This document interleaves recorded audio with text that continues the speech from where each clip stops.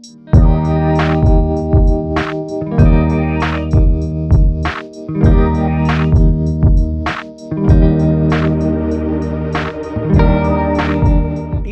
શ્રેણીમાં 2-1થી ભારતીય મહિલા ક્રિકેટ ટીમે વિજય મેળવ્યા બાદ વડોદરાના કોટંબી ઇન્ટરનેશનલ સ્ટેડિયમ ખાતે આગામી મેચ રમાનાર છે।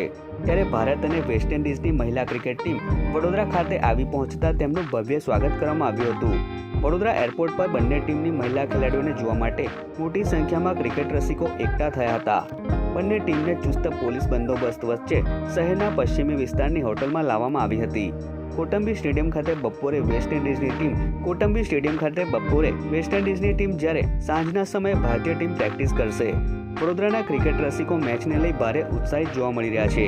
3 મેચની વનડે શ્રેણીમાં પ્રથમ 2 મેચ તારીખ 22 અને 24 ડિસેમ્બરના રોજ ડે અને નાઇટ તેમજ ત્રીજી મેચ દિવસ દરમિયાન રમાનાર છે।